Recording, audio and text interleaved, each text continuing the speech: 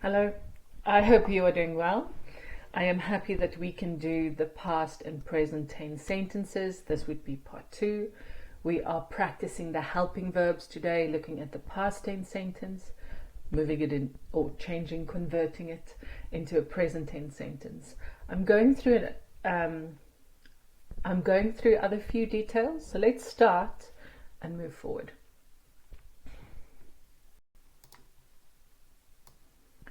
Okay, just a reminder, we're doing the helping verbs today and 2 other verbs, let and to be.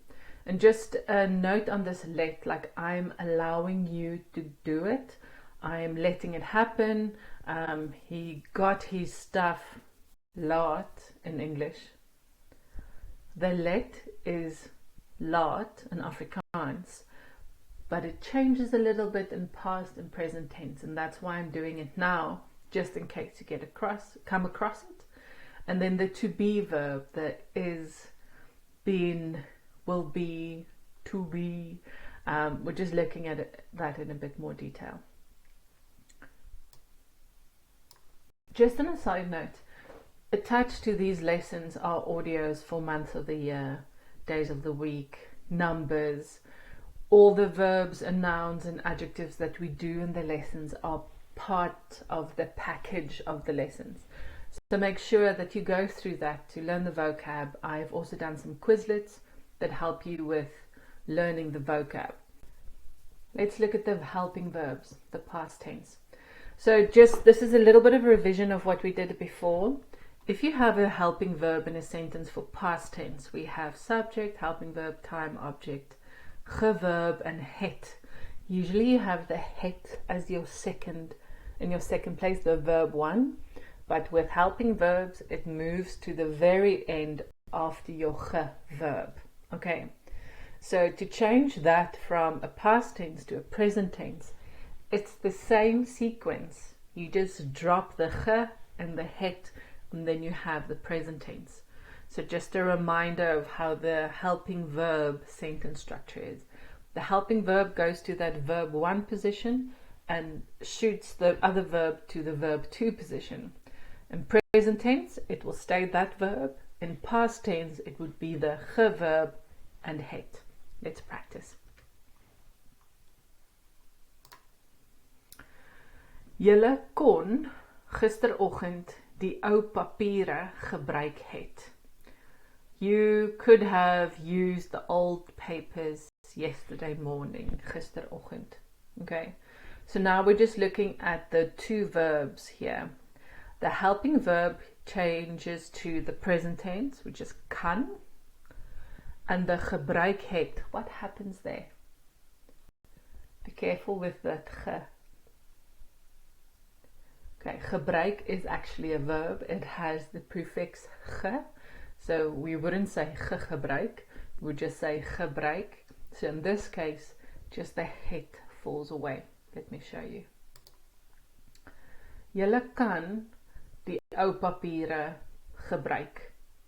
Okay, so with a helping verb sentence, if you have like kan, kon, wou, sou, moet, moes, salso is sal and is linked to future tense. Just mental note.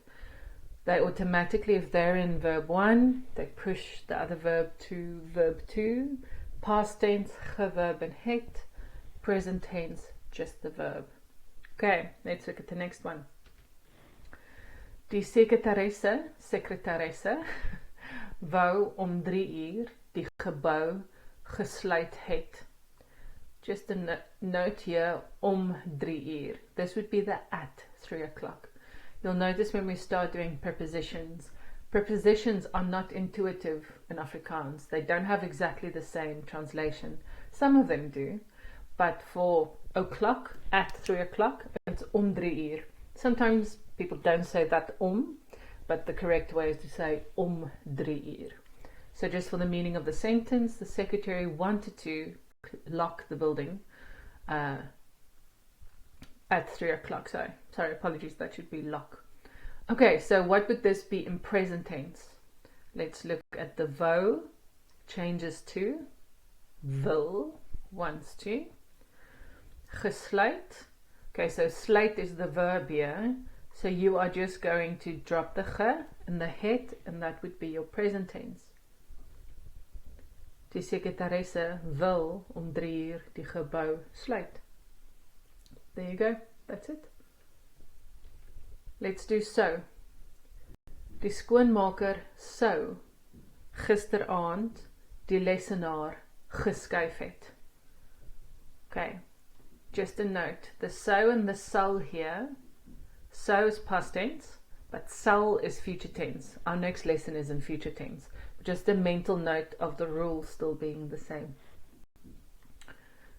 Okay, so changes to sal, would have, or will. Geskuif, what happens to that verb in het? What happens? The ge falls away, the het as well, and you get. Die skoonmaker sal, môre aand, I've just changed it to a future time word. Die lesenaar skuif, just the verb.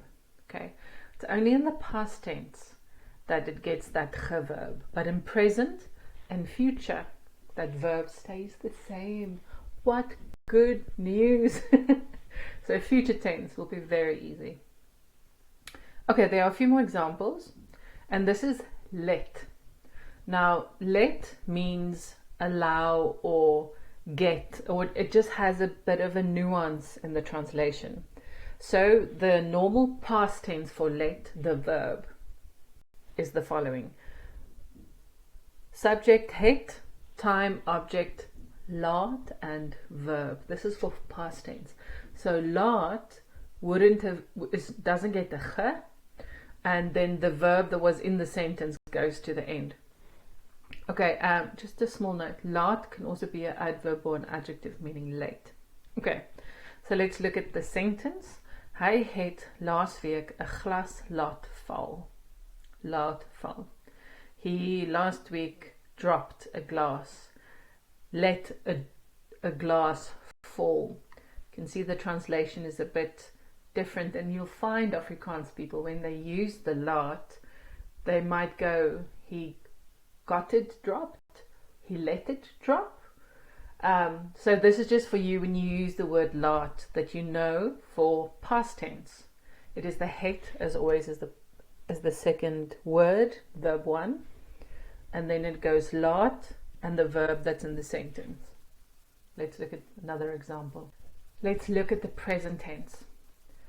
Hy laat, the verb goes, that verb 1 goes to that second space, time, object, and then verb again. Okay, die student laat sy klere was. So the student gets his clothes washed, and that laat is almost translated as let or allowed to, but for this translation, the translation should be the student there, gets his clothes washed. Die student laat sy klere was. He gets someone to do his washing. Now let's see if you can do the past and the present for the let verb. Okay, so the past, the student het eergister, the day before yesterday, sy klere laat was. Okay, you don't need a time word, but what happens to that laat? Does it go to verb 1? Yes, and that was just stays there for present. Die student laat sy klere was. Okay, this is really the exception. It's not a word that you'll be using over and over. It's just something that I thought that you would come across, and it doesn't follow that rule that you might think, ooh, how many other words don't follow the rules? It's laat is one of the exceptions, one of the very few exceptions. Now let's look at the to be. Now the to be in English can be quite intricate, and the translation in Afrikaans is that is gewees, wou gewees het. So I just want to practice that a bit. So I'm typing this question, what, helping verb jy wees. What did you want to be? So we can change that helping verb, and let's look at the first example. Wat helping verb, jy wees. What did you want to be? So you can say ek, any helping verb for the past tense, subject, whatever you wanted to be, a dokter, onderwyser, engineer, maitre d', gewees het. Okay, so that wees changes to a gewees het. It follows the rule of the past tense, geverb and het. Helping verb at the second position of the sentence, verb 1 moves the other verb to the end, geverb and het for past tense. So let's do ek kon 'n onderwyser gewees het. Ek moes 'n onderwyser gewees het.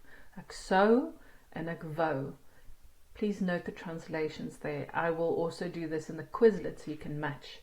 The only one that you can get confused would be wou, which sounds like wil. If you look at the present tense, wil, then you go, oh, I want to, or you wanted to, or you would. So just check that wou and would, that you don't get confused. Let's do present tense. Ek kan 'n onderwyser wees. The to be, and it's projecting into the future as well. Ek moet 'n onderwyser wees. Ek sal 'n onderwyser wees. Ek wil 'n onderwyser wees. I want to be. I will be. Okay. So that is past tense wrapped in a nice little package with a nice bow. You have done many of the variations, the few exceptions to the verbs. You looked at the to be and the let, and now you can just go for it. Praat Afrikaans. Jy kan. Jy kan Afrikaans praat. Aha. So what happens next? Next is future tense. It follows the same rules as the helping verbs because you have that sal there.